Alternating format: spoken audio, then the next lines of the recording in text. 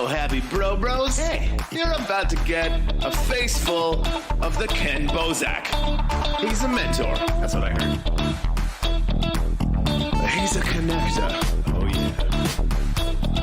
yeah. He's a brilliant leader. I've seen it. He's Ken Bozak. Oh, happy bro. You gotta get some Bitcoin and hold it. Happy bros. You gotta get those NFTs and you gotta hodl that stuff. You gotta hodl it. 'Cause I'm Ken bro. We got your Bitcoin, bro. He's an original. Buy some NFTs and hold them. How many times does he have to tell you? Going to the moon. We're going to the moon. We're going to the moon. We're going to the moon. Going to the moon. We're going to the moon.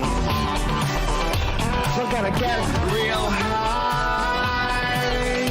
We're gonna get real high. We're gonna get real high. We're gonna get real high. Yeah, we're going to the moon.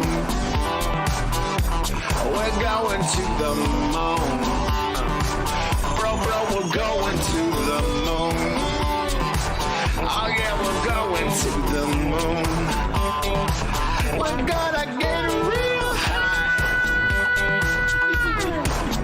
Real high.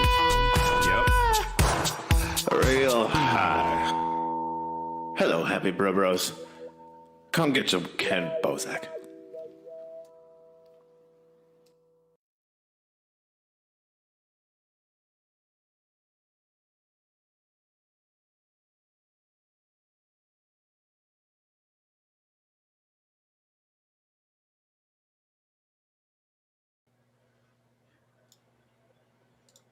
And we're live. Hi, everybody. Hey, welcome to the live show.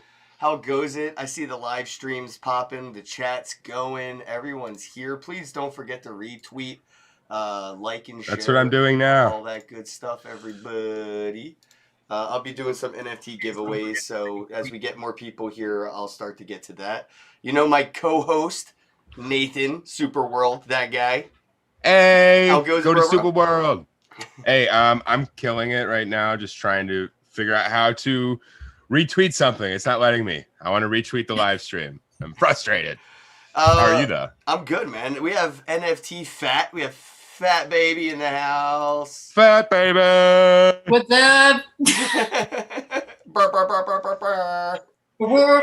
I need sound Wah, wah, effects. wah. I need one of those keyboards, like all. Yeah, the one of radio those. shows. Yeah, soundboards. Yeah, you need a board for sure. Definitely. Anybody want to donate one? Please send one my way. It's just time. I'd like to see you get a, what is it called? A theremin too. It makes the weird noise. Yeah. I You can need one. definitely play the theremin. It's either Long the overdue. theremin or the didgeridoo. Ooh. No, the theremin is really cool. It's really, really weird. Like, you really want to be like, you know? Yeah. Yeah. I've seen some YouTube videos of people really getting down to the theremin. I know. Maybe you should and didgeridoo.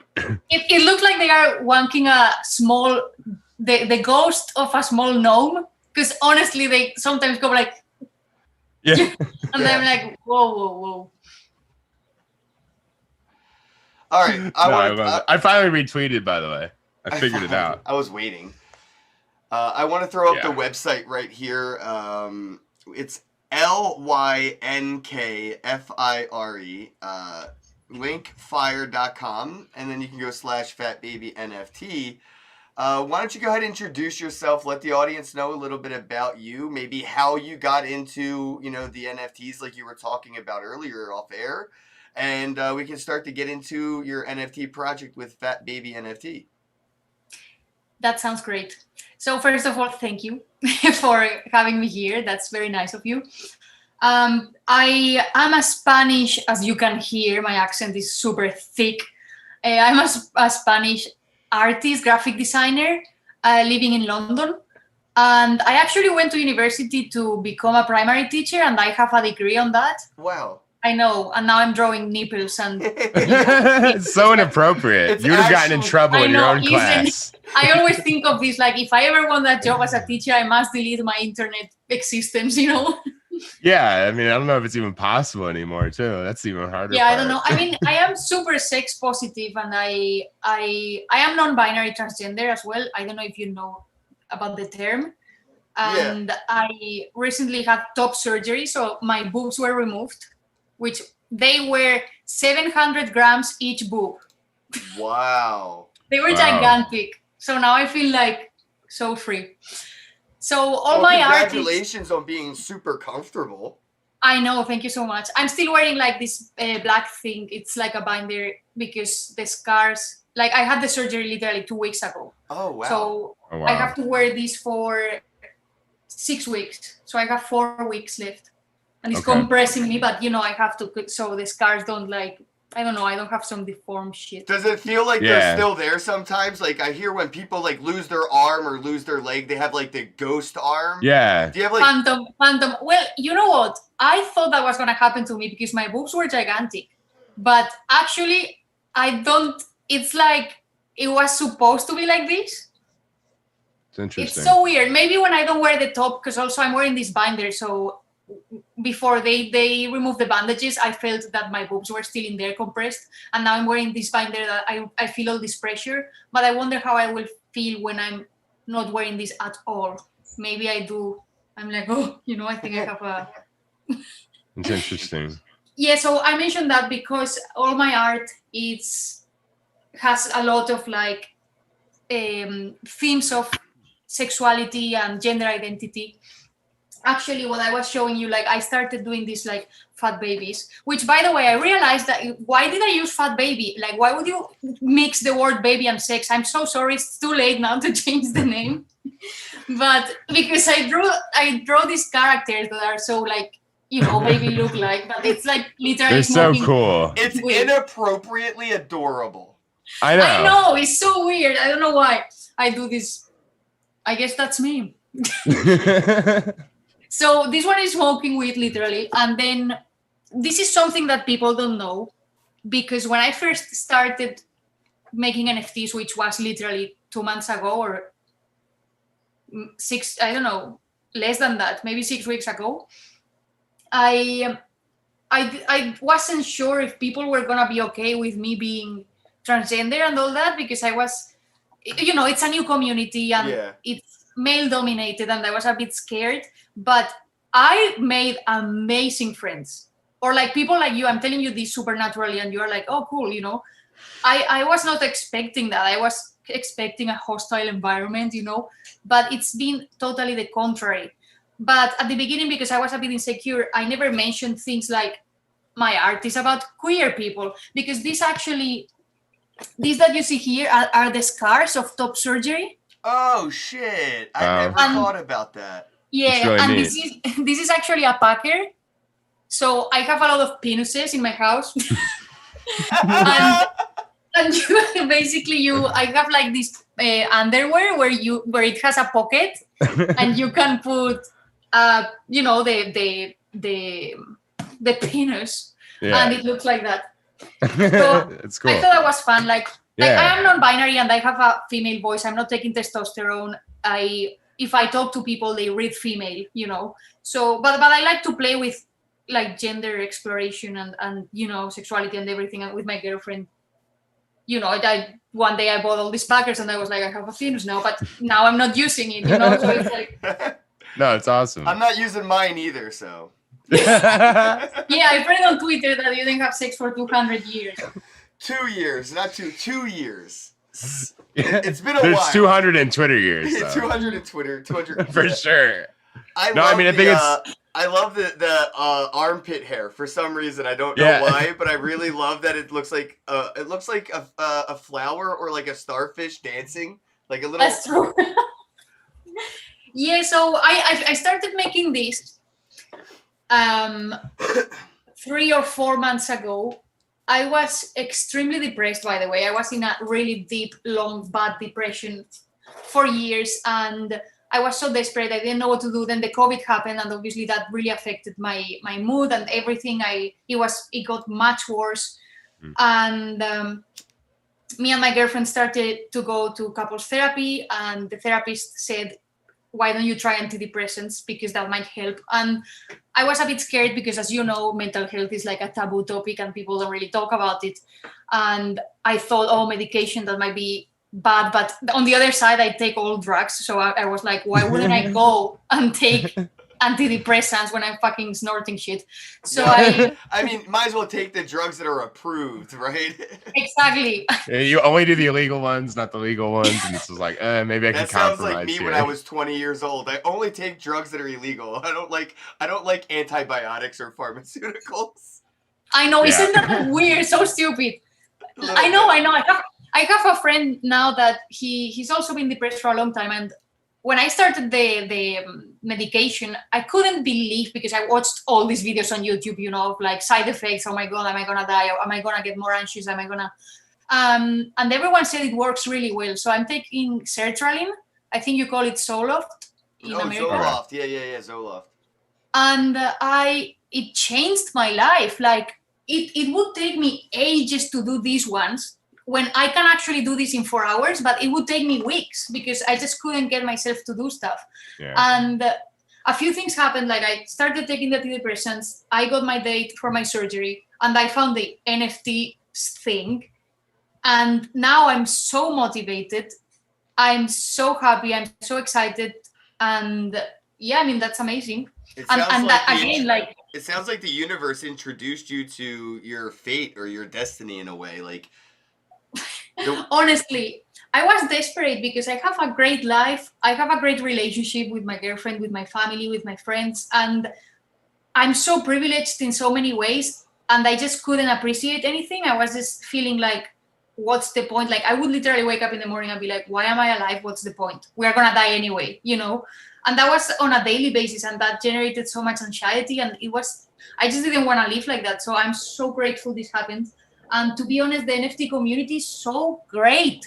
Yep. I don't know if something bad's gonna happen at some point, but to balance it out. Yeah, no, I think it's like you said earlier, how you weren't sure how you'd be received or accepted. Yeah. I think that's one of the good things about this space. I've not seen many people at all kind of rejected or pushed away. I mean, it seems like everybody I've run into has been kind of accepted, adopted, like say, hey, like do what you want here. This is a free space.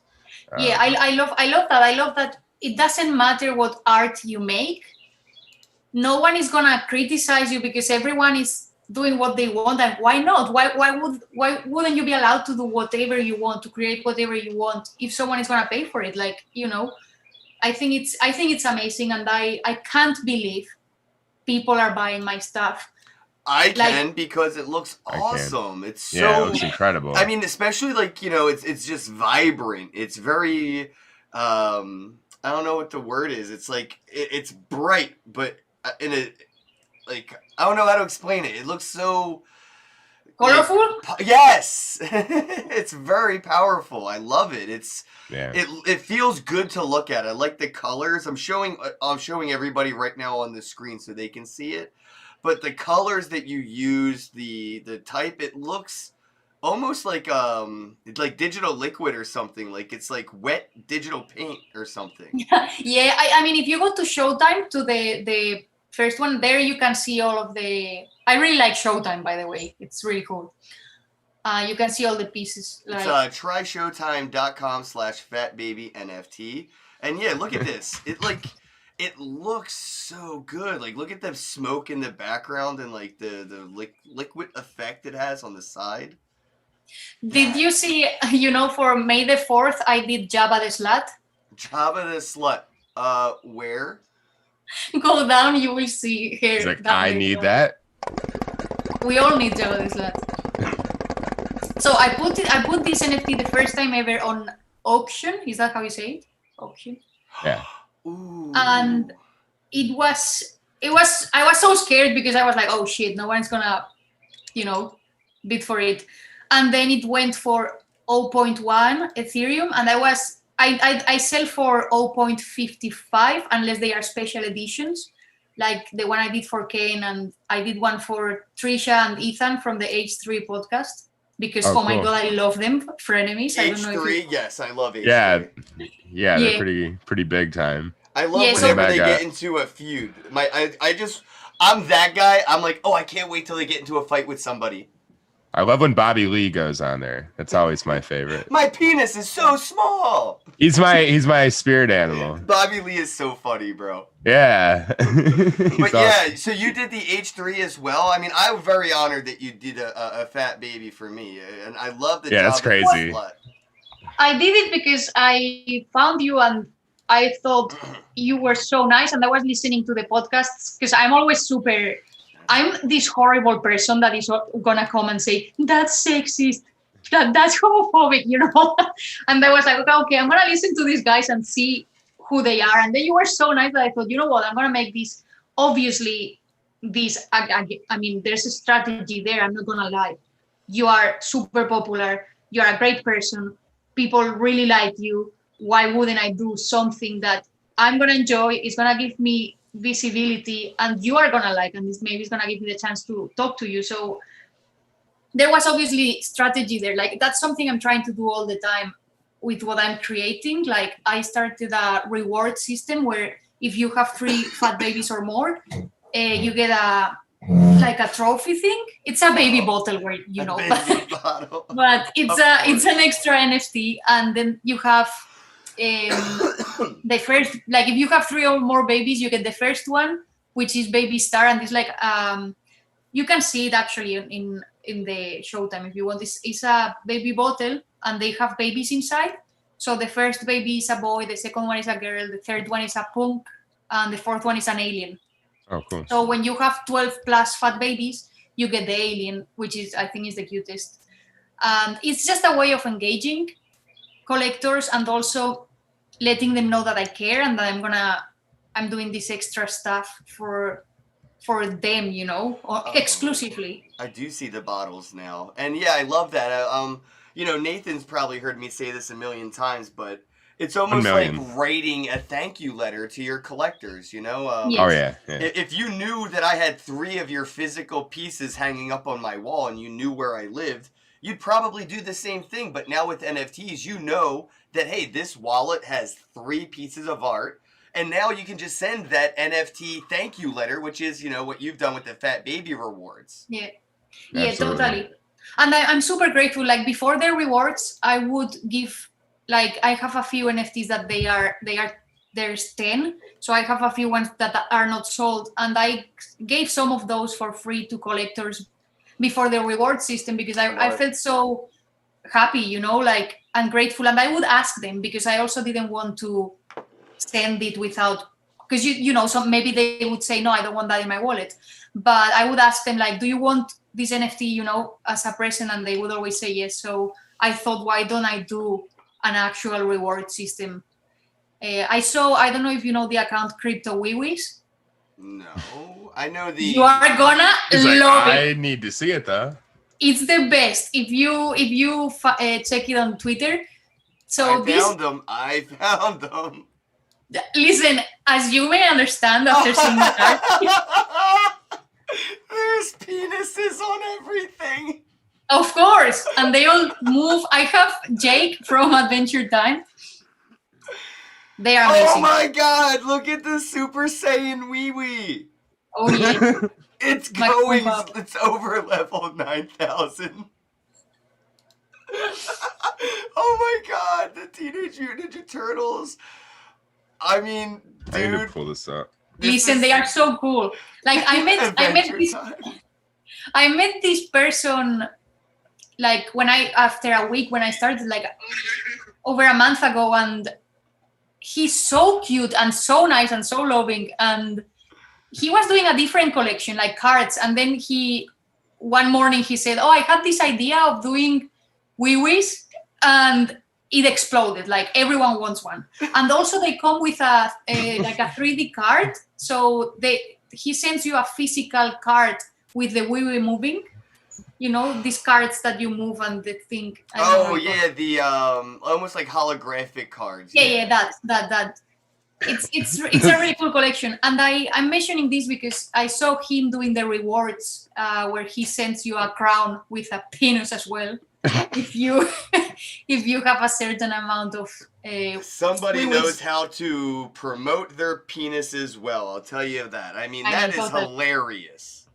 I know. In an age where you're not allowed to almost. I mean- this person has found a way to just show it everywhere and be successful That from is it. And I too- think it's beautiful. I love it. I love that it's like, and as well as like the fat baby, it's like right on the line of like, that's probably inappropriate, but it's so funny. It looks Yes. so good that it's okay.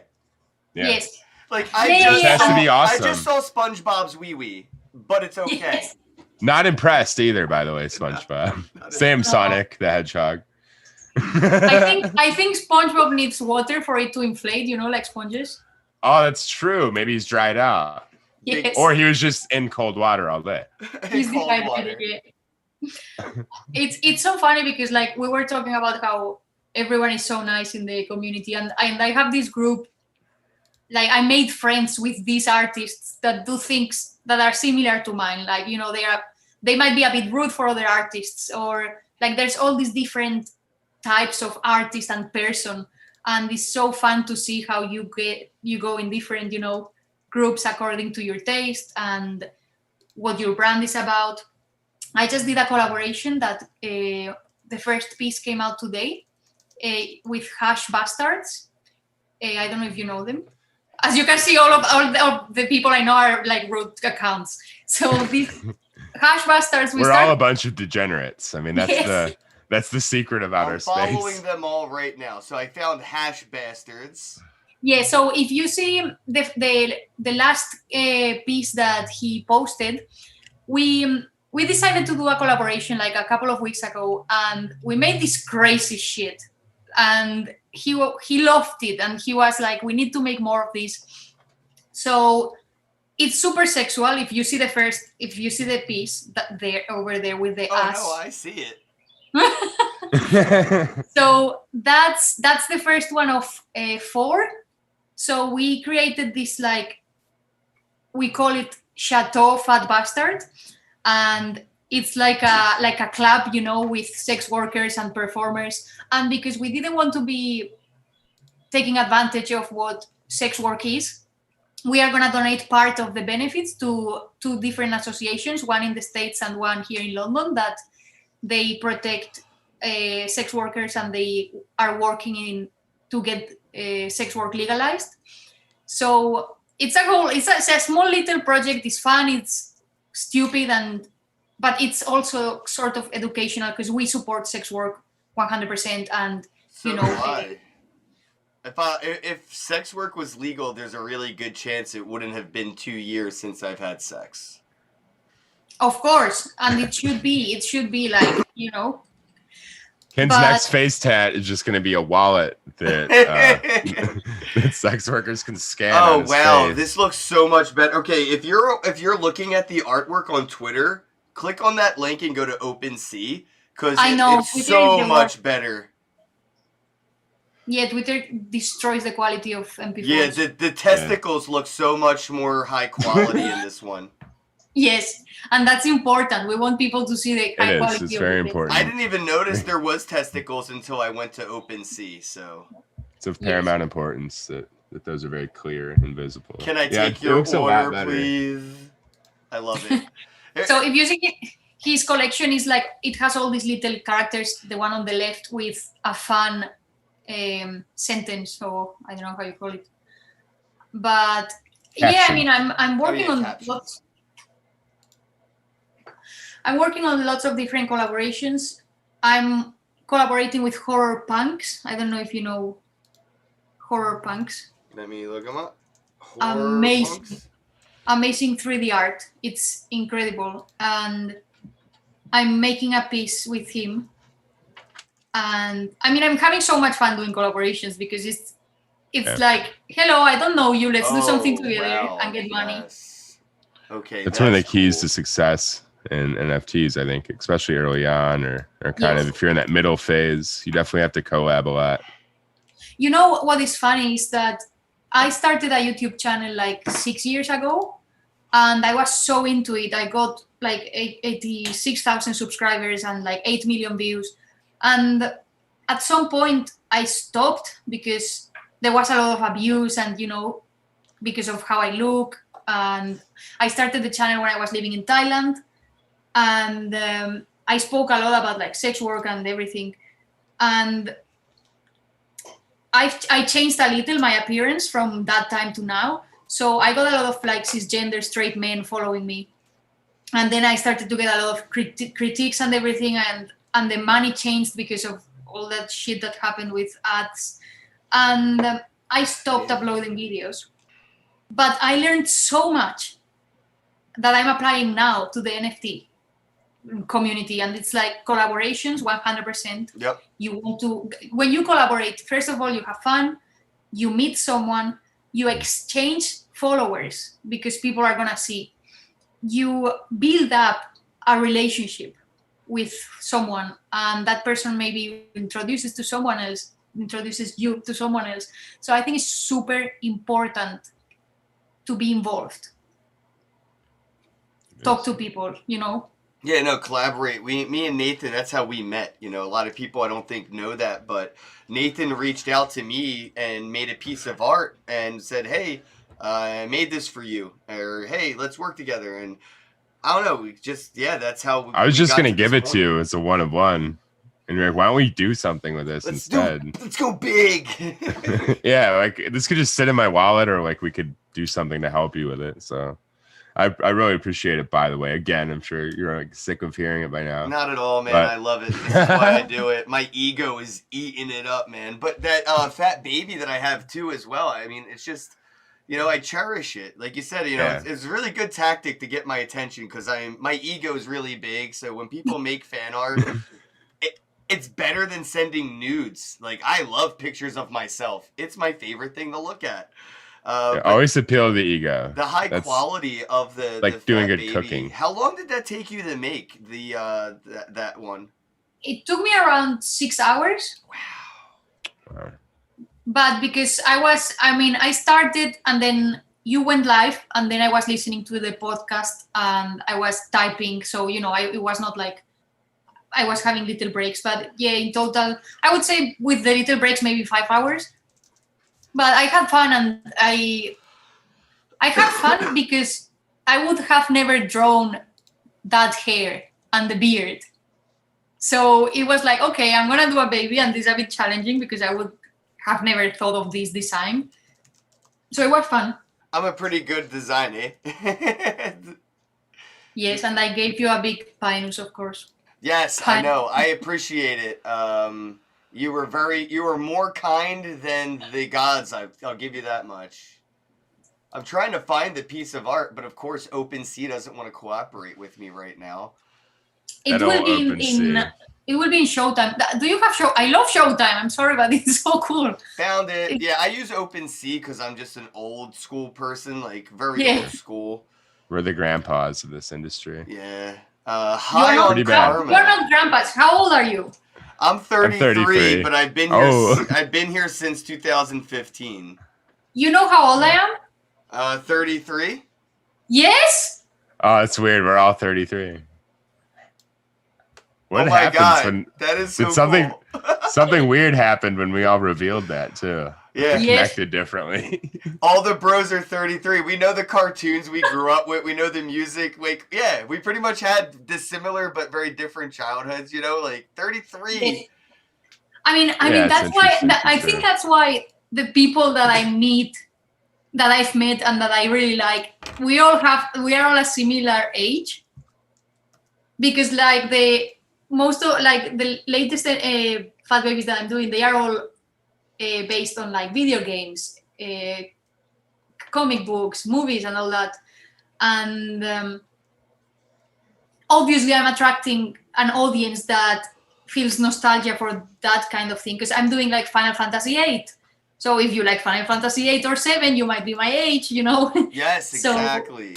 Yeah. We all probably found the Mario secret warp tunnels around the same time. Exactly. It's incredible though. This one that you. So this is probably why we both like the Labyrinth so much too. You know, Oh my like God, we were yes. talking. Oh earlier. yeah.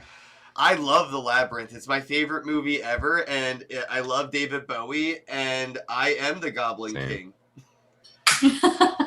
I He mean, is. I love anything that has puppets or animatronics. Oh Give it yeah, to the me, Jim I know it. Henson. It was so good. Yes. And I love anything with David Bowie, just in Yes. general. So It was a double win-win for all of us. Totally. yeah, I think David Bowie is one of these, like, obviously not underrated, but like pretty quickly forgotten in terms of like what he contributed, how big he was at the time. Even the song "Under Pressure" gets contributed mainly to Queen, or attributed mainly to Queen, but he was like the main guy in the song. I mean, I think it's different here because I'm in London, so obviously here it's a complete different story. But maybe Definitely. in America it feels a bit different. yeah, But here David Bowie's all over the place. but no, that's good. That's an awesome thing. Yeah. I think here maybe it gets lost in the mix. I think he's just like one of the many greats from that era. Oh, you know, I just got a question in the chat, and that's a really good one. I know you said you do collaborations with people, Yes. but do you do commissioned artwork? So I want to do that, but I'm working on the 100 pieces collection of Fat Babies, and then after that 100 pieces, I want to do different things. I want to do like massive pieces, like, you know, a massive one that is animated all over and it has lots of details, and that might take me a month, you know. But I was thinking, while I do these big pieces after the 100 collection, I can also do like commissions, for example, because that's something that I've been trying to get fucking commissions my whole entire life, and now suddenly, you know, if someone wants something, then of course I can. I may know that I think that this could be somebody who I know in the chat is transitioning, so that it might be like an interesting demographic for your art is sort of having like the transition expressed as that, you know, Fat Baby artwork, sort of to remember and commemorate the transition that they have gone through. It's very cool.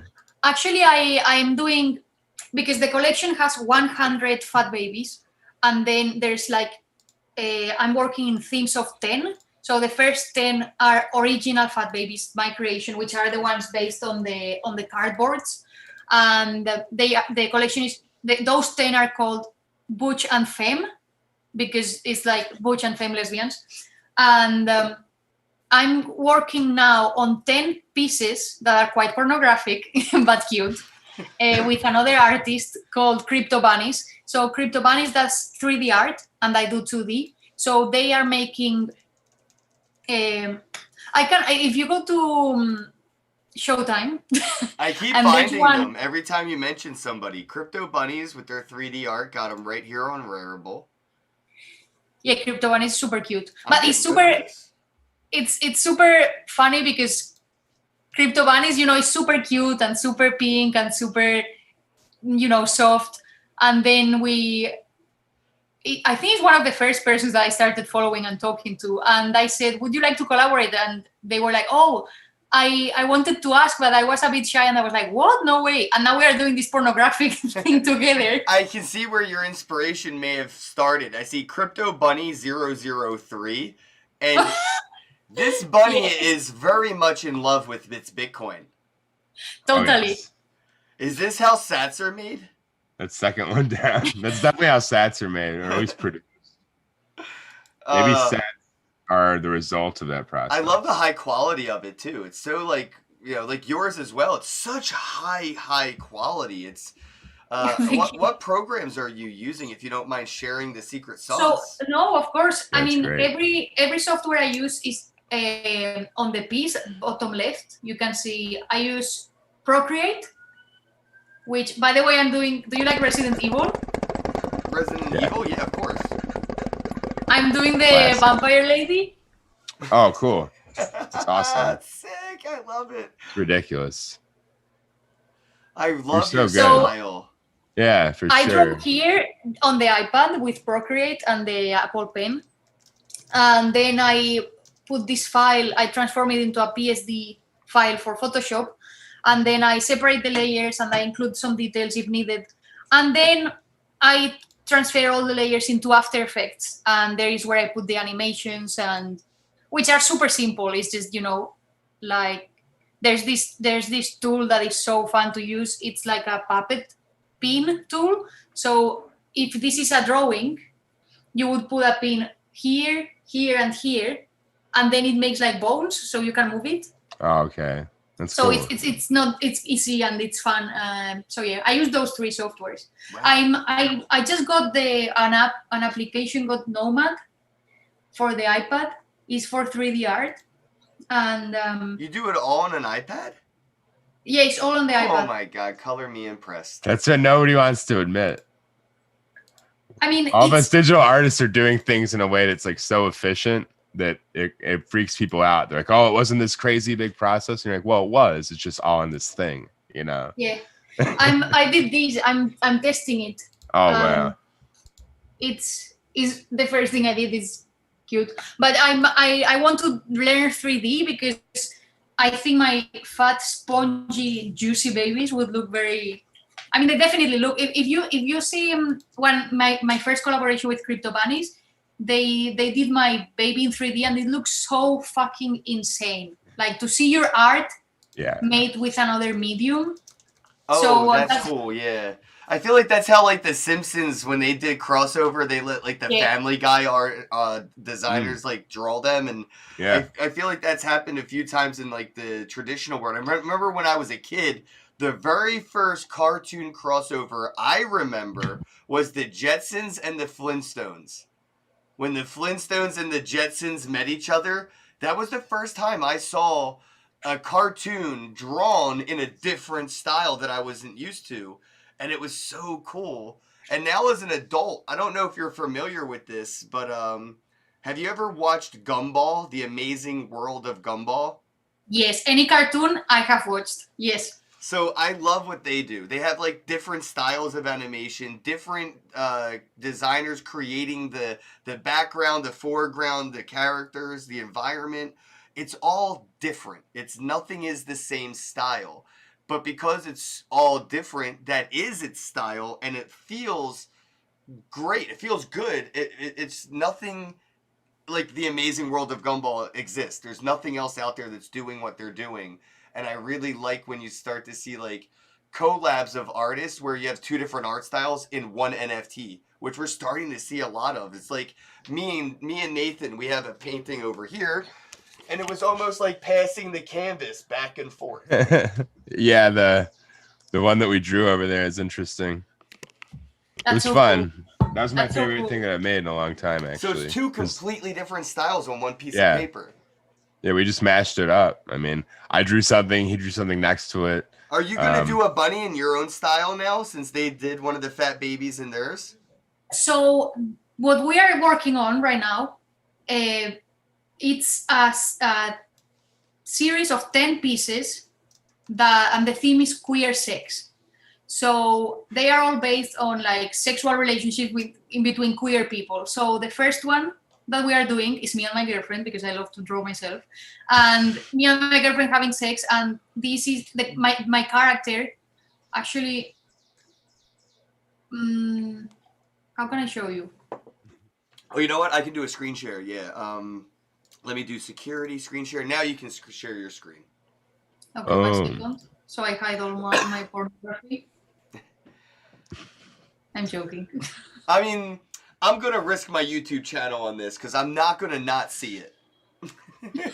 So, goodbye, everybody. No, I'm just kidding. It's worth it.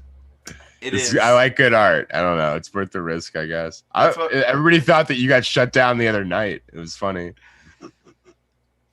I don't know what happened, but... Oh, I ended the live stream in the middle, remember? Like, oh, we're done. Oh, yeah.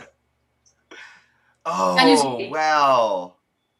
Wow, that's so crazy. What we are doing is, this is the first piece. It's going to be available. By the way, I forgot, this is super important. I'm having my art displayed in Decentraland from Friday until Sunday, and there's gonna be a few exclusive pieces like this one, but this one will be the 3D version. So basically, Crypto Bunnies is making the 2 characters in 3D, and then I'm gonna layer the 3D characters, which will also be animated in the fornication, movement, and I'm gonna put them on top of this like card. And this one is called Power Bottom. I don't know if you know what Power Bottom is. Yeah. Because the girl is a power Ken- bottom, and this is Ken's me before. one. Sorry, Ken's one. yeah, I can't see that. So this is me before the surgery with the binder and then the harness. Yeah. Yeah, the strap on. Yes, the strap on. So all of these pieces are gonna be queer sex. So there's gonna be transgender people. There's gonna be different positions and stuff, because I think it's very interesting to have non-heteronormative sex, Well, there's not much of that being displayed in artistic expression, right? I mean, It's almost none. if you look back, and there's a lot of proof of this, but this type of art has always existed. But it's the people in charge that have destroyed these statues, that have destroyed these paintings. So it looks like the whole world has always been heterosexual for the whole history of humanity. This is normal because all the depictions of the ways people have lived outside of that have been destroyed. And now we don't see much of this being, displayed. You don't see a lot of, transgender or LGBTQ art. People are still praising magazines for having 2 women hold hands on the front cover. We're very early to this like woken state of society. So to see this art, it's going to help. And I don't want to say this to whatever, but it's going to help normalize it. Make it more normal to see, what is normal next to everything else. The same, you know what I mean? Like, so I think what this is doing is hopefully going to inspire more artists like yourself to create more art that expresses the way other people live around the world. So there isn't just one perspective in the museums. You go to the museum, it's all heterosexual art. It's weird. Yeah, I mean, it's a productive way to add to the conversation, I guess, and kind of like get people thinking and talking and exploring the outside of their own box mentally, I mean, if you think about it, we at the beginning of the stream we were talking about how mental health is a taboo topic. There's all these things that have been erased, and you can apply that to race, gender, sexuality, all sorts of things. Like we all know that most of the art, like since a few years back, because I'm bisexual, so I've had boyfriends and I looked extremely feminine with my gigantic. So what you're saying is there is a chance. Ken. It's a quote from a movie. I was trying to be funny. Her girlfriend was that Dumb and Dumber? Ass. Dumb and Dumber was the movie. Yeah. I do feel pretty dumb. I'm sorry. Go on. No, it's good. It's a good joke. Because you're cute. Otherwise, I would chop your feet. It's fine. You are forgiven. So basically, I was, having boyfriends. I had gigantic boobs. I used my cleavage to get free drinks. I had long hair. Okay. And that was my life. Right. At the same time, I felt attracted to women, but I thought that's not normal. And since I also like penis, let's go for that. I think this happens to a lot of like bisexual people. It's like, well, I'm gonna hide, right? Hey, you're compromising with what you really want and like who you think you should be, kind of. Exactly, because you are supposed. I was thinking, okay, I'm a girl. What does society tells me about what being a girl means? Because this is the whole thing of gender. Like gender is this concept, Like of course you have a penis and you have a vagina and there's biology, yes, but we are much more than that. And there is this whole thing that gender is. And I guess if you are cisgender and you feel 100% connected with your body and with what society tells you are supposed to be, you don't even question things. But for someone like me, I was trying to behave in a way that was expected, but then I realized that I felt much more comfortable behaving in different ways. I also felt like if I'm in the past when I looked very feminine and I would have, my boobs and my hair and that short skirt, and I was surrounded by straight men, I felt so different to how I feel now looking more masculine, surrounded by lesbian women. It's so weird, but I can feel it's a complete different energy. And I think that's what gender is. It's like some sort of like energy. And you can feel more feminine with some people and more masculine with others. And I think this happens a lot to straight cisgender men, that they block their femininity because it's not supposed to happen. But if you are straight and you are with a more like physically stronger or, more like masculine woman in bed, you might feel more like, a bottom, if you want to say it, and be more like, feminine and explore this side of you. And I think that's so fucking beautiful and amazing and interesting. But as you are saying about, normalizing things, I just want to show these different ways of having sex. Because that's another thing. Like when I was young and I would have sex, I was like, okay, I have to suck dick. I have to be penetrated. And I have to, the end of the sex is like the man having an orgasm. Yeah, that doesn't sound like fun to me. I mean, that was the concept. Where did I see sex? My parents talked to me about it. Like my family is very open about everything. But when it comes to the actual act, and then I'm dating straight men, and they also have this concept because we all watch porn and that's what we see. And, it was also, I'm 33. It's when I was like 17 years old, so it's so different from now. Like now you can go on the internet and find all sorts of shit. But before it was kind of different. And also, you are younger, you're a bit shy and all this. And as I grew and had different sexual partners, I realized like I can have sex the way I want. And I can have sex in ways that I've never seen before. Why not? And, as long as it's consensual and we both are enjoying stuff. So I want to show that in this collection. Like also genitalia, like genitalia is different. Like there's men with vaginas and there's vulvas. Sorry, I learned this recently. Vagina is the hole, the conduct, but the thing is vulva. The flower is the vulva. Yes. Exactly. So there's men with vulvas and then there's women with penises, and I want to also show that because, this thing of like a transgender woman with a penis, for example, why not? I mean, this is the thing that we need to normalize. You are with someone, you feel attracted to them, and genitalia should not be a factor for you not engaging with this person. Also, I don't know if you know about this whole fucking thing that it was called Art Traps Gay or something like that. And it's like men that have sex with transgender women that have a penis. Are they gay? That's fucking absurd. They are not gay because you are feeling attracted to the femininity of this human.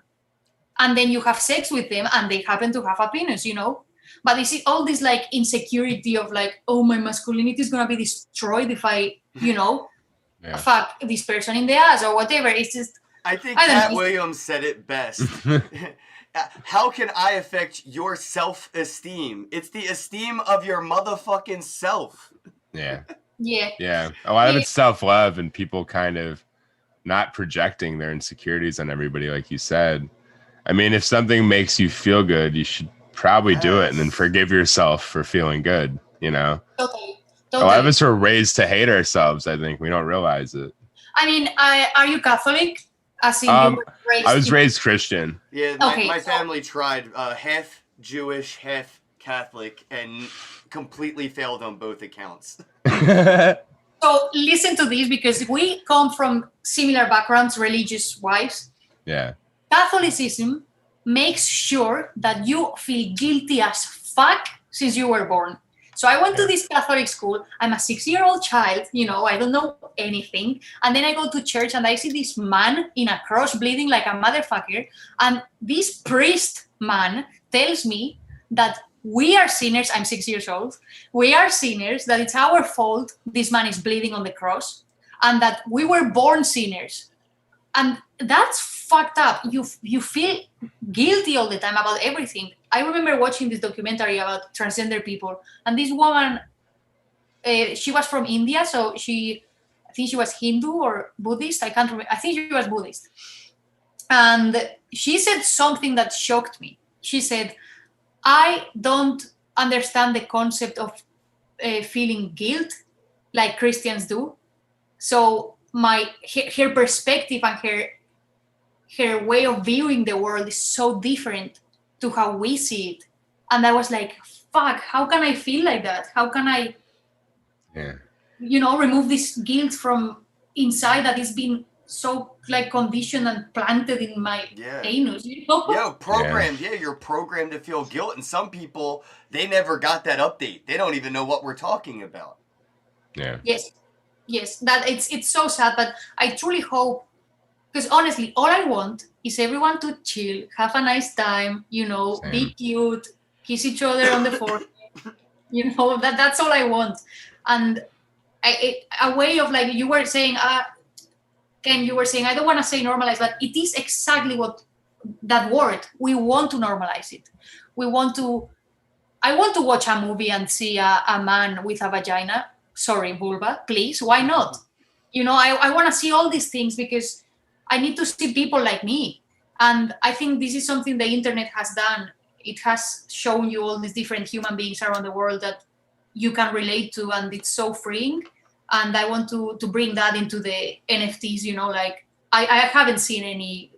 I've seen a few queer accounts, like I follow a few transgender women and all that, but I want to be explicit about it. Why not? Well, I mean, you should be able to do what you feel. The depiction of man and woman was and has always been of the straight white male, straight white woman design. You look at the Da Vinci or whatever it is design. It's the guy spread out or the woman spread out. It's a white guy, white woman, exactly as they want you to picture. That's the only two that are. That's this. Anything else, that's bad. And we've started to see what that looks like from, the bigger highlights of like what Nazi Germany had become during like that era. And after we've seen what happens with the pushbacks and people, waking up to this mass consciousness of, no, that's wrong, you're wrong. There's not just two, or there's not just this one that's pure or perfect. There's so many variants. There's 8 billion different types of people because there's 8 billion different people. Yeah. We should remove this pressure to all like be like this quote unquote normal thing. Being normal should be being yourself, Yeah. I wish it'd become normal for people to just be what they are. Like that should be normal. Sorry. No, go ahead. I talk a lot. Forgive me, as you can see. I do too. I cut people off like crazy, so I've been trying to be very careful. Sorry. No, I was gonna say that. Yeah, of course, there's the norm, and the norm is middle high class, straight cisgender couple with a boy and a girl, and anything that gets out of that, it's a problem. Even with age, we are saying we are 33, and I can be very mature, but I can be very childish, and sometimes I dress in a way that people would say is not appropriate for my age. All these sort of things, like it's just destroying this concept of what we are supposed to be, how we are supposed to live. Even like me and my girlfriend are trying to find a house to buy because rent in London is insane. It's so expensive. We pay like 1,000. I would say $1,500 a month for rent only, a 1-bedroom apartment. Holy shit. So I know it's fucked up. We're trying to find a house, and I was thinking. That's double the average from where I'm at. Oh no, yeah, here it's so expensive. And it's not bad price for where we are. But I was thinking, how and where can we live? And this is another step, as being an adult, and you have to do these things and you are supposed to do them this way. And I'm like, why can't I not live in a place that I build myself, or a place that is not conventional at all? All these sort of things, like you can redesign who you are and how you live. And all these like template that has been given to you. It might be okay for you because there's some people out there that are super comfortable with their lives living how they are supposed to live according to society, but it might not be for you. And you should feel able to create whatever the fuck you want. Think about it, we're gonna fucking die. You know what I mean? I always try to remind people of that, just because it seems like people forget and they're just like run by, like they don't think that it's a problem to waste all their time here arguing with people or being negative. It's like be yourself and be nice to people. Let them live, you know. Yeah, 100%. You can get lost. You can get lost sometimes in bad things. Like, of course, if you spoke to me 5 months ago, I would not be like this. I would be like, as I said, what's the point? Because I was in a really, really bad place. But I think it's very important to be rational and realistic about things at times. Like, because even if I was extremely sad and extremely like chemically fucked up, I knew that things were okay. And I kept reminding myself that, and of course going to therapy and all that. But I think it's super important to always, you know what helps me a lot? Do you know what dissociation is? Yeah. So I dissociate a lot, like so much. And when that happens, everything seems fake, like nothing is real. Mm-hmm. And that makes me look at things from a super outer perspective, as if I was an alien in outer space. And then I look down and I'm like, that's so stupid. Who cares, you know? Yeah. Yeah. I think. Do you ever see like ants be racist? Sure. You know what I mean? You ever feel like you ever look down at a bunch of ants and they're just like being mean to each other and bullying each other in the ant They will enslave each other. If one ant colony beats another colony in a war, they'll not only enslave the ones that lost, but their children and their children's children. Yeah, but I'm saying, do you think they argue though, like over like, oh, you're a red ant, no, you're a black ant? Like, no, they're just I don't ants, know. Bro. They're just doing ant I hope shit. not.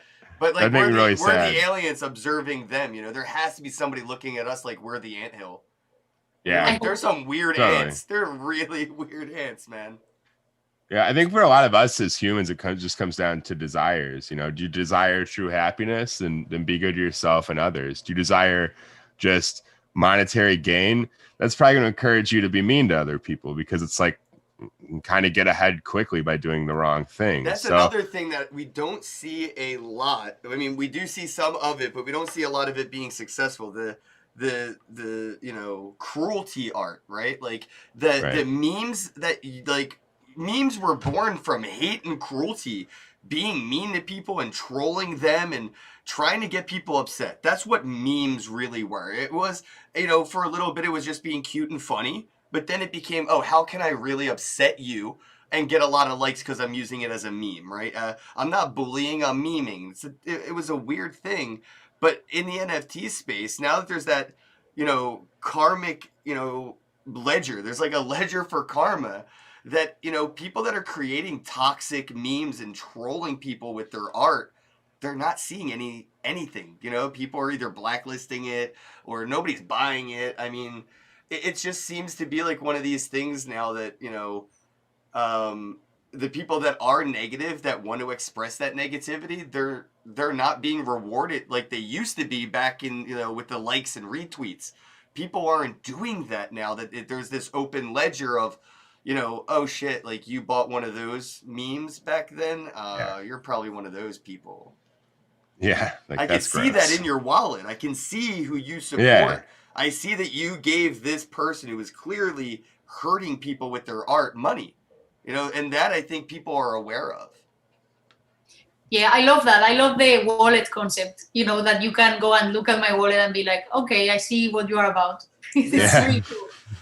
It's a good way to get to know somebody, I think. You know, like we used to go to somebody's Instagram and search their Instagram, like, oh, wow, they travel, or wow, they make bars of soap in their basement. Whatever. I get to know a little bit more about you than I ever would if I just, you know, walked by you in the grocery store.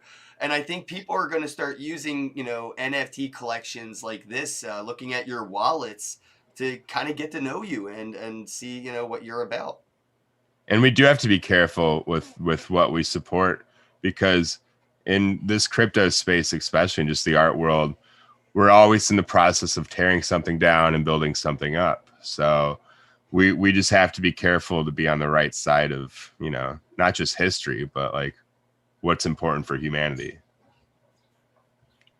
Yeah, I think it's very, on one side it's a bit delicate because you are, I mean, you know, when people say, oh, you're gonna buy art and it's gonna be fake or whatever, like that has happened forever and it will happen forever and that's normal. Yep. But like, you know what happened with the collection, the Chavis? Do you know that collection, Chavis? No, what happened? We will So- look that up. Chavis was a collection that blasted the whole planet. Like, it was so extremely popular. They made so much money and people were collecting like crazy. And someone found character that looked exactly the same that was from another artist. And they were like, hey, I found this. What does this mean? You know, did you copy this artist? Blah, blah, blah. And they did. And this artist was shocked and he couldn't believe it. And I don't know how they arranged it. I think they spoke, they end up speaking. The Chavis now have zero value, which is so fucked up because people were paying a lot. People were paying like, you know, or 0.5 Ethereum and shit like that, like a lot for one pixel little creature. And now they have no value. So all these collectors are angry. And this guy, the original creator of this thing, just made a collection himself with another two people. And it's so beautiful to see that everyone, like he posted the collection, is called Cart Lads. And it's like little cartilage games, you know. Oh, okay. Like a game cartridge. Yes, and they are super cute and they are sold out. So, you know. And of course, the Chavis were so fucking popular, and all the collectors were like, "Oh shit!" And now suddenly this artist out of nowhere is like, "Oh, everyone knows me. I have to do something." He was super smart, by the way, on what he did. He was like, "Okay, this person tried to fuck me over, and I'm gonna take advantage of this and flip it," and he did. So I think it's a bit scary sometimes because the Chavis seemed so legit, you know, and it's like, I'm collecting this because it's not just the money, it's the community around the collection and you being proud of having that in your wallet, you know. So I think there's always risk, but I think it's important to know who the person is, like who is making this art. Absolutely. Yeah, I think we've seen a lot of collections kind of screw that up in the last year or so. There's a lot of people that got way ahead of themselves and, you know, the projects just fell apart. You have a lot of people that spend a lot of money collecting things. They expected these series to keep running and they're just gone. So, I mean, ultimately it could be kind of interesting for the market because there'll be like rare items and kind of infamous, but at the same time, it's just bad for the entire sport, I'd say. Well, it happens in the legacy scenes with like trading cards and collecting those. A lot of things come and go in the trading card world where it's like, oh, there's going to be another thing. It's not, you know, not everything's Pokemon or Magic, right? I mean, I think like, you know, even people on Kickstarter have done things like that where they wanted to raise money for their own, like, you know, either trading card game or like a board game. And they raise a lot of money on, you know, Indiegogo or whatever. And nothing ever happens with it. You know, something goes wrong or there's legal issues mostly a lot of the times. Something like, you know, comes up where there's like, you know, trademarking or licensing or concept issues. So, yeah, I mean, anything could pop up. Not everything that, you know, doesn't work out like what you're describing was an intentional scam. Things can always go wrong accidentally as well. So, you know, not every exit is a rug pull. Sometimes, you know, things just don't work out. And I think that people have to get ready for, you know, the space is really early. We're going to see a lot more of it. I'm curious, where do you see the Fat Babies collection going? Well, now that you're talking about all these like things going wrong, I am creating babies based on stuff that is copyrighted. And this is something that before I started, when I did my first 10 Fat Babies, they were original, like mine 100%. But then this was pure strategy. I'm like, okay, I need to reach more people, more audience, with my style of drawing. But this is something that lots of artists have done. If I do a creature that if I do a SpongeBob in my style, you already love that character. You already know who that is, and you're gonna want it. So the characters that I'm doing, yes, they are in my style, of course, and I draw them from scratch and I create everything. But for example, the last piece that I sold yesterday is Idea from Final Fantasy VIII. I don't know how you pronounce it in English. The sorceress. And I changed the name and everything, but I'm a bit worried about what's going to happen. Is it going to be okay? I hope yes, because I see other artists doing like Mickey Mouse style stuff, and they are like legit artists that have no problems with copyright, but I'm a bit worried about that.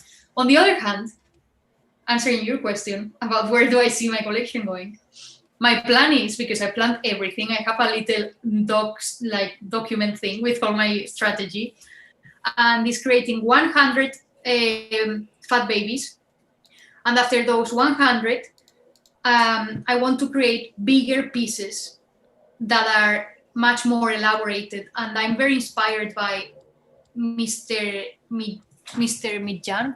Wait, let me find the name. I'm sure you know this artist because it's amazing. Mr. Misan. One thing that talking about like copyrighted stuff real quick too. Yes, please. I don't think that we've ever seen fan art sell so much. So like if like there's this thing where it's like, oh, it's fan art, it should be fine. We've never seen companies have to consider like, hey, this fan art made $1 million. What do we do?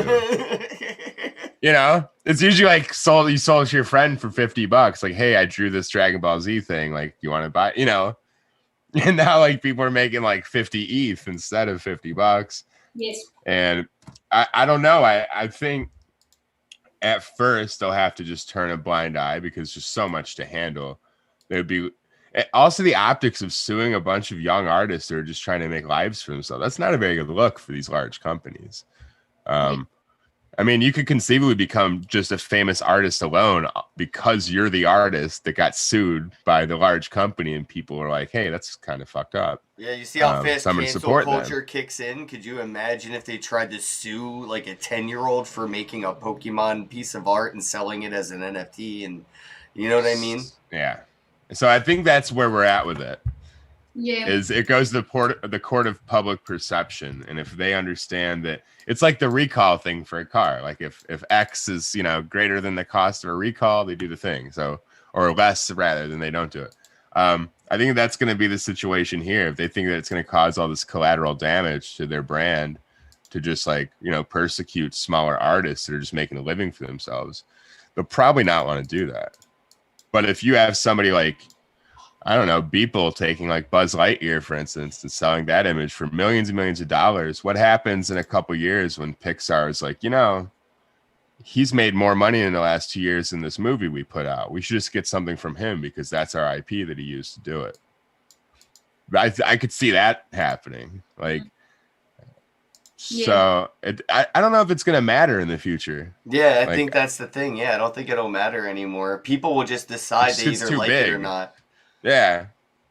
Yeah. I don't know what will happen, but that was a little thing that I was a bit.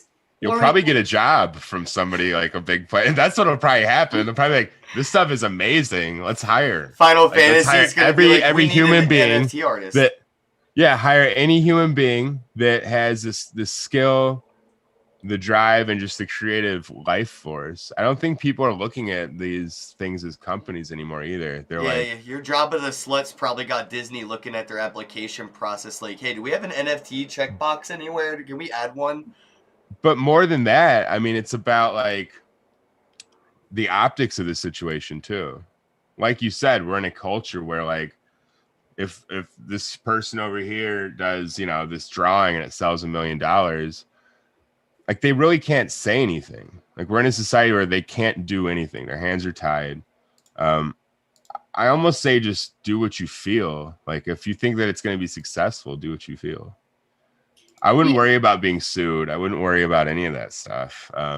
because they would have to go after somebody like Beeple first, and he's like stealing IP left. Yeah, and everybody right. always asks, Ken, why do you let people sell your screenshots on Twitter? Why do you let people sell pieces of art they made? I'm like, well, if I didn't let them, what could I do about it anyway?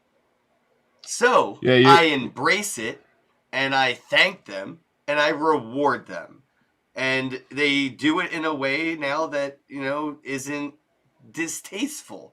It's like piracy. When Metallica told everybody they were going to get sued for illegally downloading Metallica music on Napster back in the 90s, we all stopped listening to Metallica because they're dickheads. They went about it the wrong way. Other people now in 2021, Kanye West is like, hey, don't listen to my music on SoundCloud. David Chappelle, don't watch my shit on Netflix. And we're with them. Okay, we won't. So, like, we're starting to see that we have a lot of weight, as the consumers on things and, like, the communities. We can definitely move mountains together, especially in the technology space of, crypto. The other step is platforms. So, like, now that we've gotten to, like, all right, this person over here did this with this image. Like, that's fine. But, like, did the platform also verify them as a creator and say, like, hey, this is... we're promoting this person who stole this. You ever see a verified Rarible stolen content? Because I have all the time. I mean, yeah. Like, I won't even go into it, but it's insane.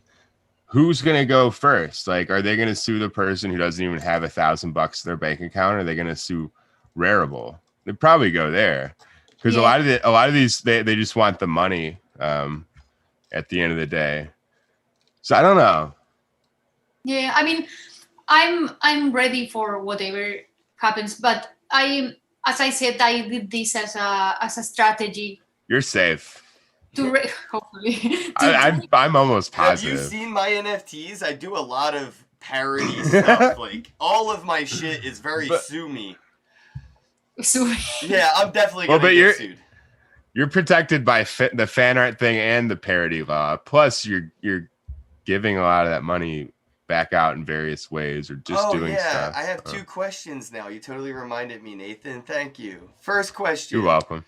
When can we do a collab? And then 2, when are you going to start doing NFTs on Wax?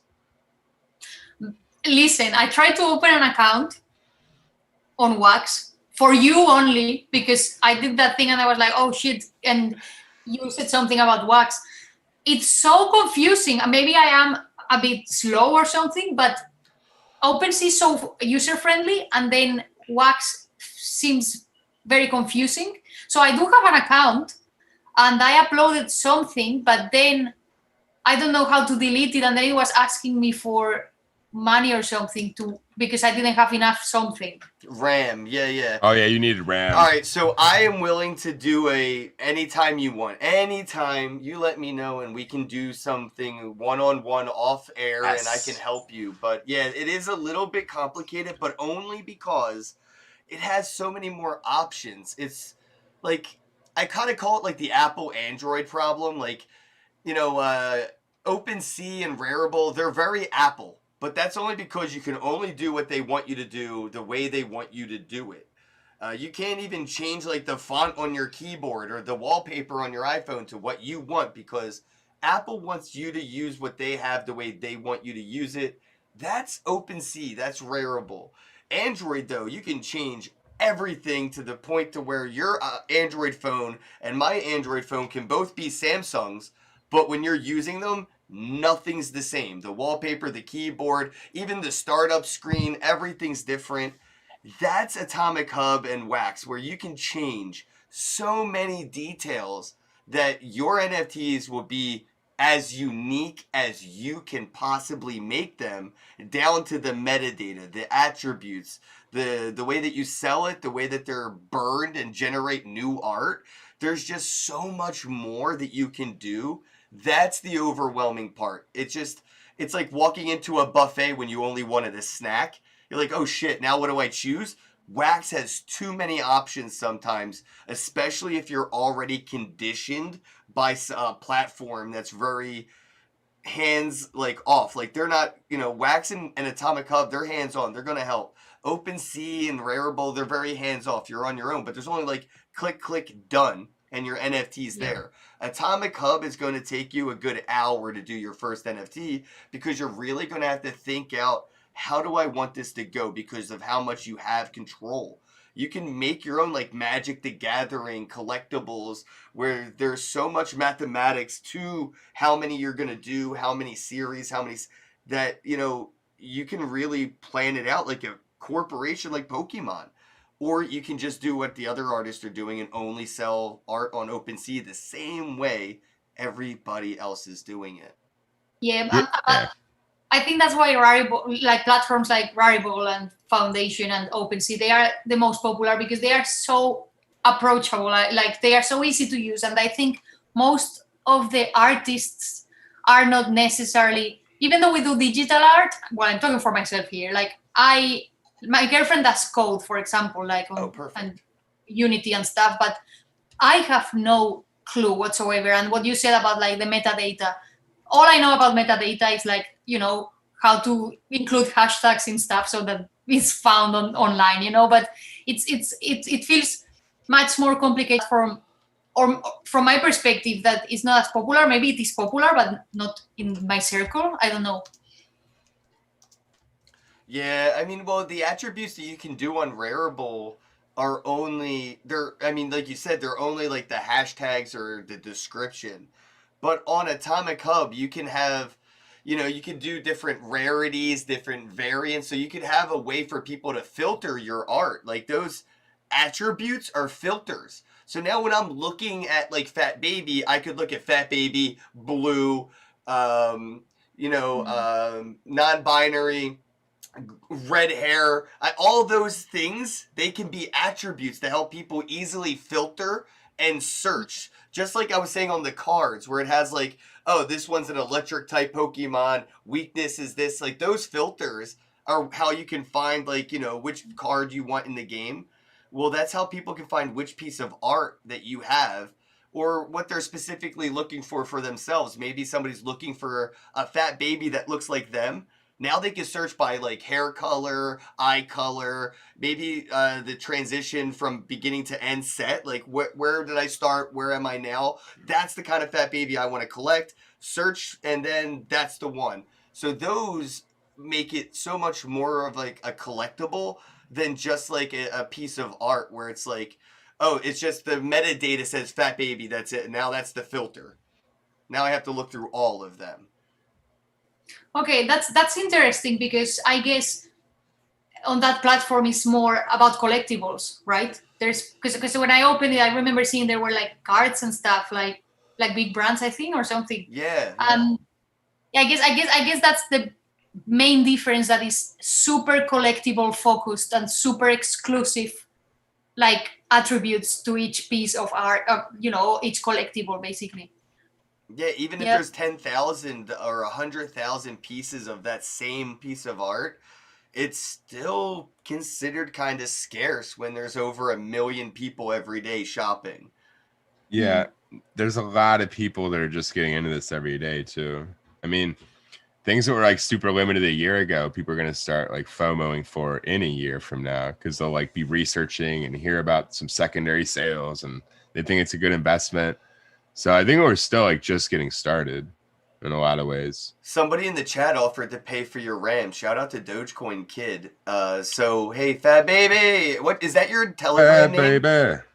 To pay for my rent? RAM on Atomic Hub.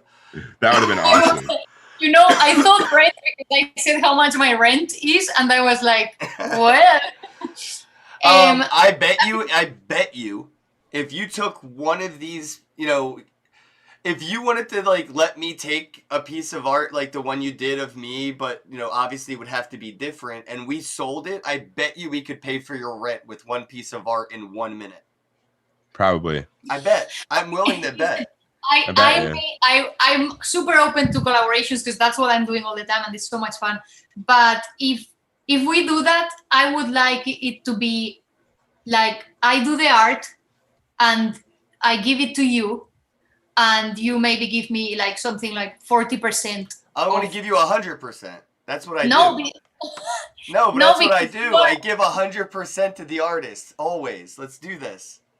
but I don't feel comfortable with that. I want you to get some coins for your He week. made me $4,000 the other week because I needed money. And he's like, Oh let's my sell a God. piece of art together. Yes.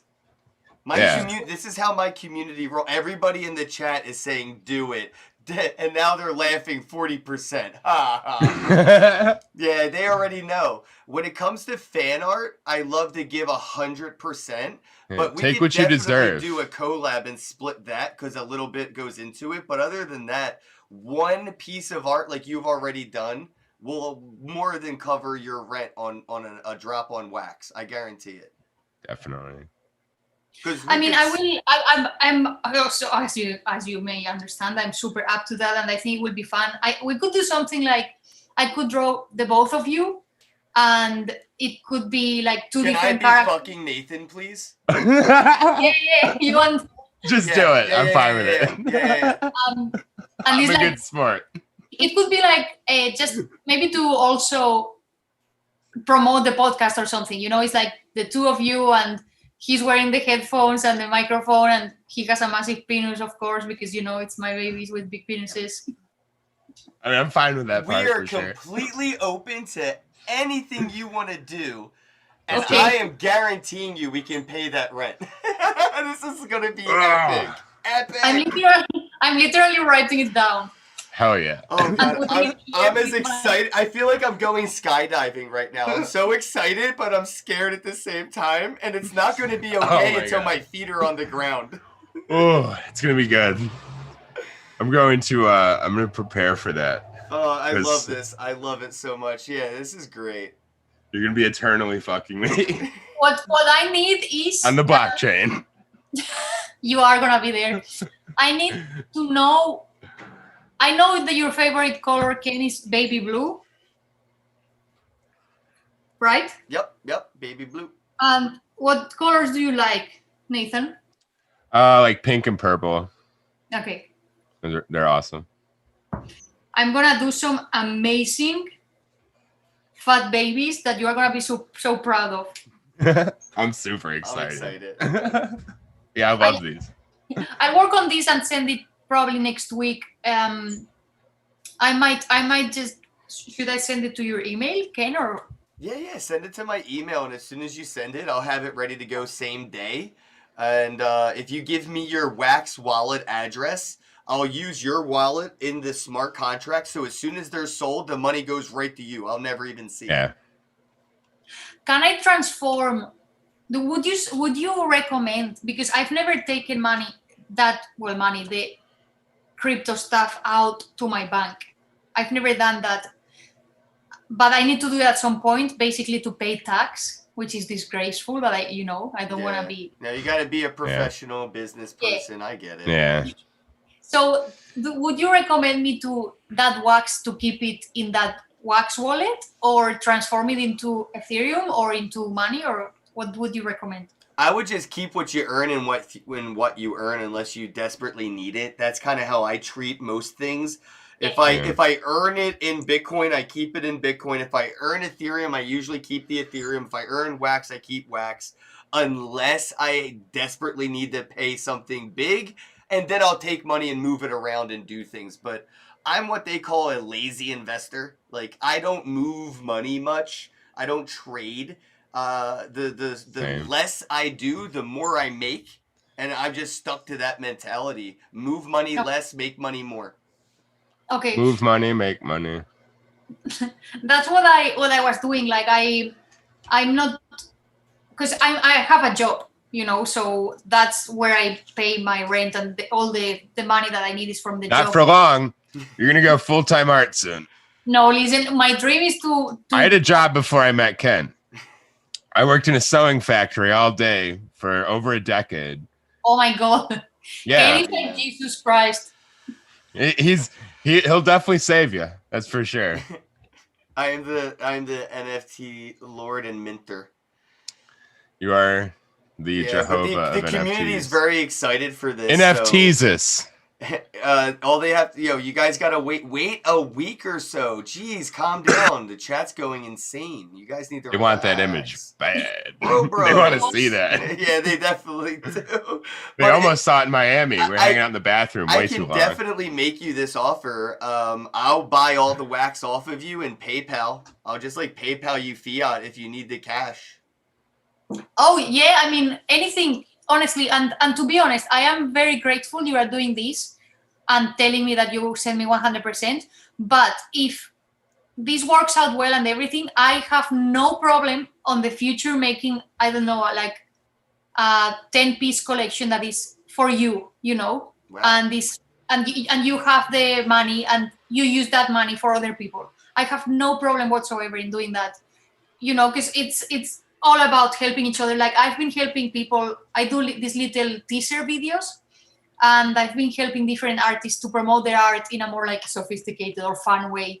And I do this for free as well because I'm like you. I think I'm like, it gives me so much satisfaction, and it can come out from a narcissistic perspective, as in it makes me feel so good that I'm gonna help you so much. Yeah. Because That's what I always say. Like being like spreading true love is actually the most selfish thing you can do because it's gonna make you feel so damn good. Right? Did you know that I sell like most of my art for $1?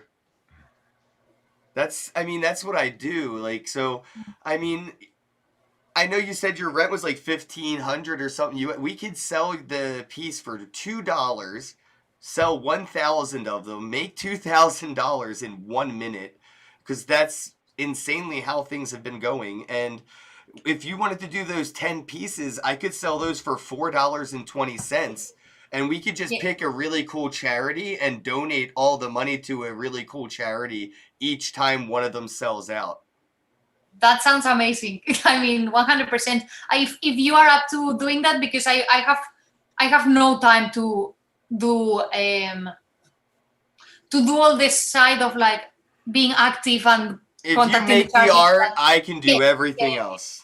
Exactly. Like I have no problem doing the art. I do 10 pieces. Like I would love if you told me, you can think about it. It doesn't have to be now. Think about it. Like both of you think of like a theme or something that you love and that you would be proud of like having. And, it can be both of you, but with different clothing, like BDSM Nathan and then Soft Bunny Nathan, and it's like we can do this thing as in it's a couple. So it's both of you with 10 different outfits. So people want to collect the both of you with each outfit, We can do something like that it's fun and it has that collectible essence or whatever.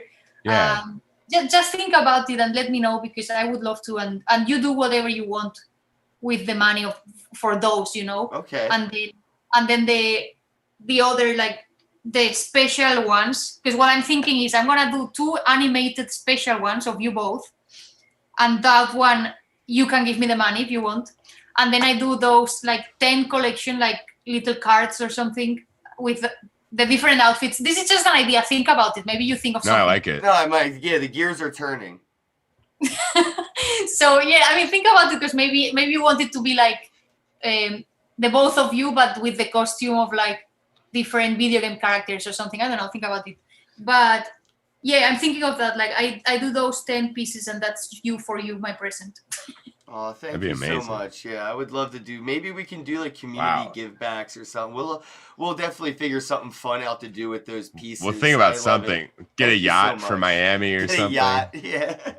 With jet skis docked on the back, so there's no messing around. I know. I wish there wasn't like this whole like border lockdown, because there's so many people that want to come but can't make it to Miami next month. I almost feel bad having fun, because everybody's like, dude, I can't even leave my place. I'm like, ugh. Yeah, one of my friends just told me that they live in Canada and their Walmart is still like, you have to wait in line to get inside, and half of the stuff in the store you're not allowed to buy because they shut the aisle down because not essential products.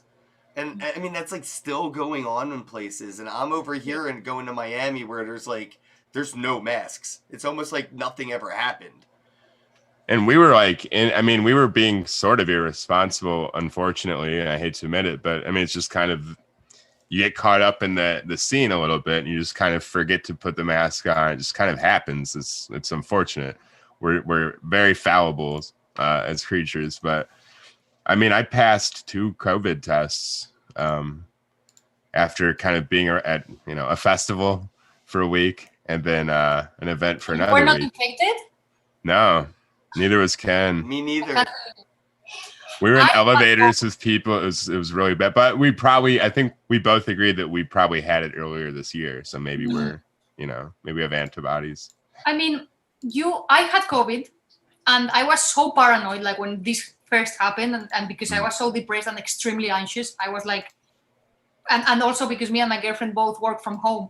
We were home all the time. We would only go to the supermarket at 8 a.m, so there's no one with the mask. And then we would come back home and wash our hands and everything. Super, like a bit like OCD. Yeah, same with me for a while. It was like that. Yeah, it was like that for a while. And then my girlfriend had a day off because it was a mental health day. Yeah. It was a mental health day. So we decided to go for a nice breakfast. Next week, we have fucking COVID. And we were both. Oh, no. I'm like, we are trapped in the house. We go one day because it's mental health day but yeah, I mean, it was fine, but I just recovered. I started to taste and smell food for the first time because I had COVID in October. It started to be really like properly like a month ago. Wow. I couldn't taste anything or smell anything. This is weird, but I cannot smell still body fluids. I cannot smell saliva. I cannot smell armpit smell, like sweat. I cannot smell breath. I'm pretty sure your girlfriend's loving that.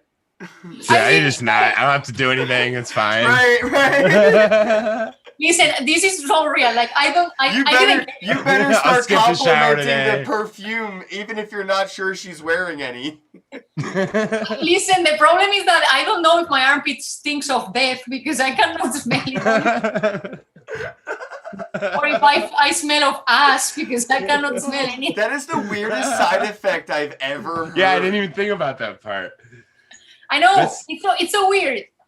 I can smell now I can smell food and suddenly food is so tasty, because I forgot. Like I was putting lots of salt in everything. Because I was like, it doesn't have a fucking taste. But now I can taste food more and everything, but still the body fluids, I don't have a problem with that if you want. You missed a really good opportunity. You should have went down to like a local hot wing store and did like their hot wing challenge. Ooh. Oh my God, yes. You're like, how are they eating all the hot wings? They're not even crying. Get on that wall of fame. Yeah. You missed an opportunity. Yeah. The trick is to just take your photo to the place and just stick yourself up on that wall of fame. They're not going to notice. You know what? You're making me inspired to do that all they're going to notice and be like, hey, this guy didn't eat the wings a year ago. I took a picture of a pizza store from Philly because yesterday I was in Philadelphia walking around and I saw a wall of celebrities that, were eating pizza at that store. So I took a picture and I was like, my face will be on there one day. But that's, I think, because tomorrow I'm going to go back and put my face on the wall. Do it. I'm telling you, just make it happen. That's a good idea. I love you for that. All right, we can wrap things up. I want to let everyone get on with their day. I want everybody to go and give NFT. We've started doing 2-hour-long shows. I know. It's only going to get longer, I swear. NFT Fat on Twitter. So if you go to Twitter at NFT Fat, or you can go to LYNK Fire, linkfire.com/FatBabyNFT, and that'll take you right to the website where you can go to like Showtime and all the other cool places. I'll post that right here in the comments, so everybody can go ahead and check that out right now. And can I say one last thing? Of course. Absolutely. My girlfriend reminded me, I forgot. So basically, super short, me and my girlfriend have made an interactive narrative that helps young children to learn about emotional literacy and mental health. Oh wow! So the game will be available. Hang on, I'm gonna take the Wait, reins. she's gonna. This is my girlfriend. Sit down here. Hi. Hello, gentlemen. So basically, I don't know, you've seen all of her artwork. She has hand-drawn this game that we're working on called The Hero's Guide to Gardening, and you can find it on Instagram at Tea Creature Studios. And it's basically, if you like Ida's artwork, it's just a whole game, like an interactive comic book, basically. And Wow. to kind of teach kids about emotional literacy, which is like how to actually know what you're feeling and be able to like put a word to a feeling. Because a lot of kids, they'll just say, I have a tummy ache, when they're actually like really stressed out or anxious. So, What is it No, on it's amazing. Instagram? I'm looking it up for the audience now. Yeah, definitely. it's Tea Creature Studios, like a sea creature, but a tea creature studios. TEA? TEA, yeah. EA. Cool. Tea Creatures Studios. Found it. Let me give it a follow, and I'll post the link to that as well right here for everybody to give them a Thank you so follow. much. Thank you very, very much. I was like, had a little post-it note. I was like, you remember She gave me a post-it note like, please mention this. And then I saw she put her fidget spinner on top of it, and I was like, oh, that post-it note's not Oh no. I didn't see it. The fidget Anyway, spinner. I'm going to get back to making chili for dinner. Lovely to meet you, gentlemen. Lovely to Yes, meet you too. likewise. Yeah, we just gave you a follow. Yeah, I have it on screen for the audience to see right now. Let me put up a good one. Oh, I like this. All right, so it says, you're Cosmo, right? I'm Numi, the master gardener of Camp Pitch Pine.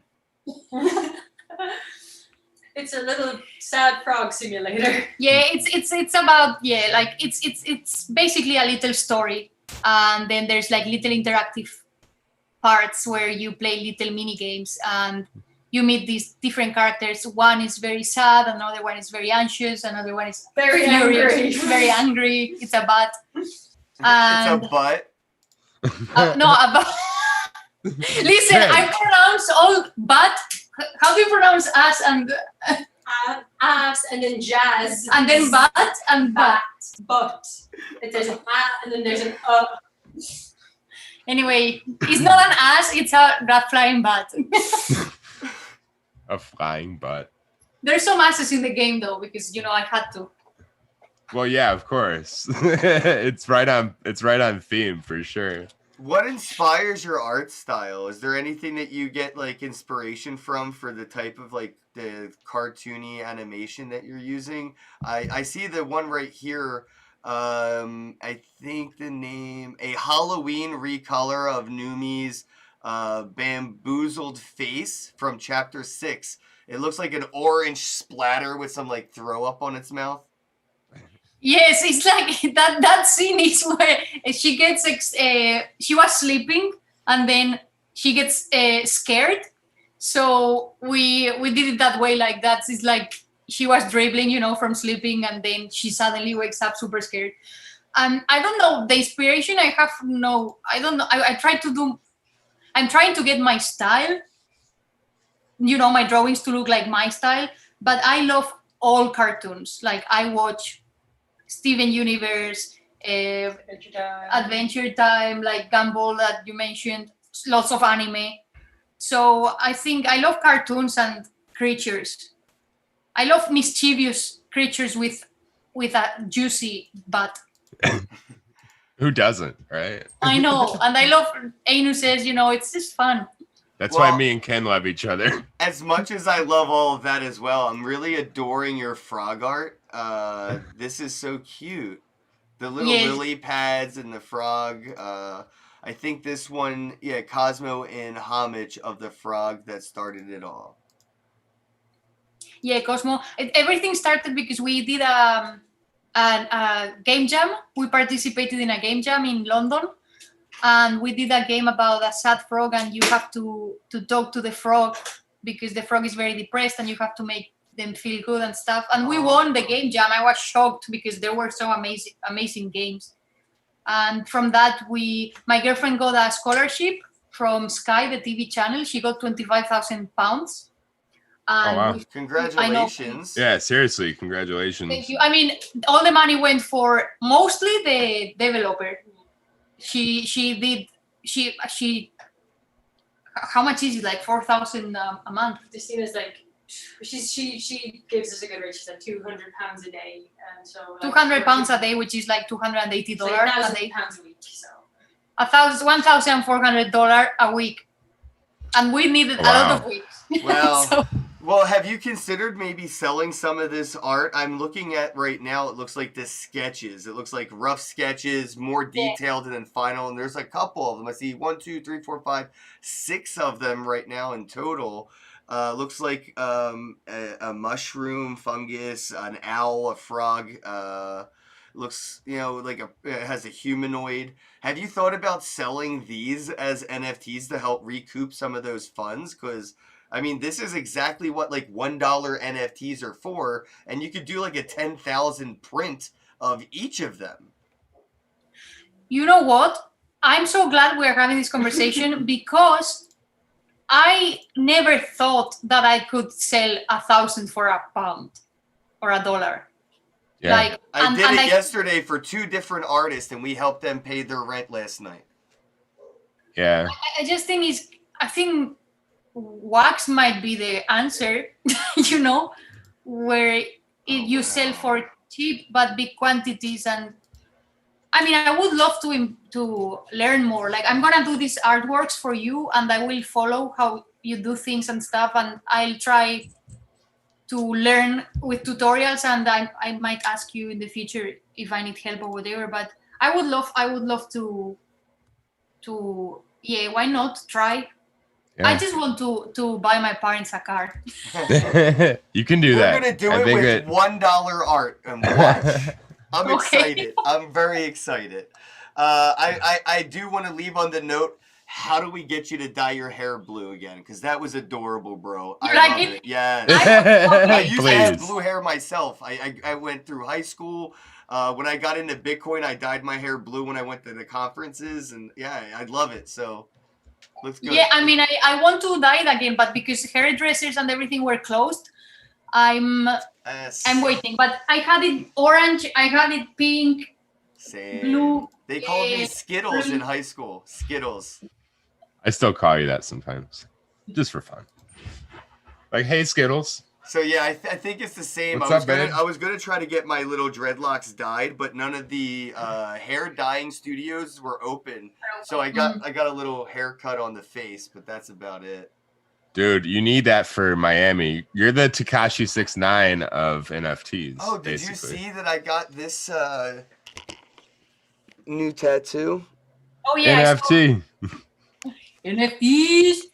The guy who did it was good We too. need to make a video instead of BitConnect. We have to do like NFTs. That's why I Hey. need Carlos Matos at Shitcoin 2021 in Miami on June 3rd and 4th.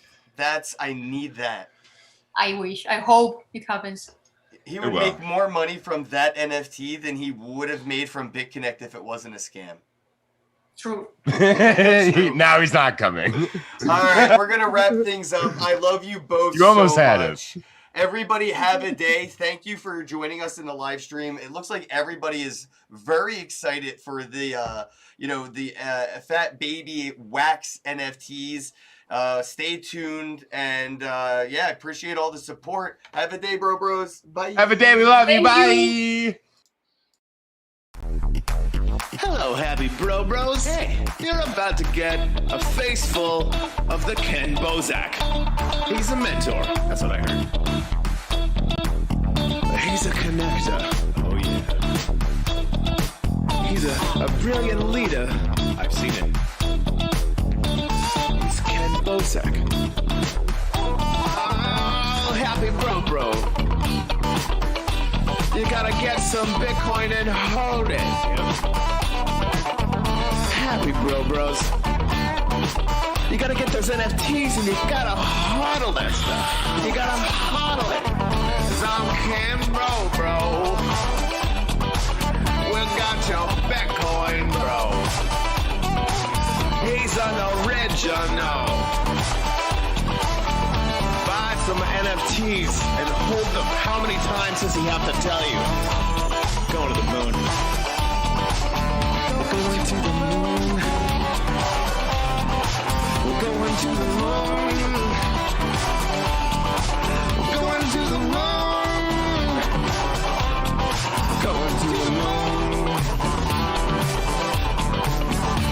going to the moon. We're gonna get real high. We're gonna get real high. We're gonna get real high. We're gonna get real high. Yeah, we're going to the moon. We're going to the moon. Bro, we're going to the moon. Oh yeah, we're going to the moon. We're gonna get real high. Real high. Yep. Real high. Hello, happy bros. Come get some Ken Bozak.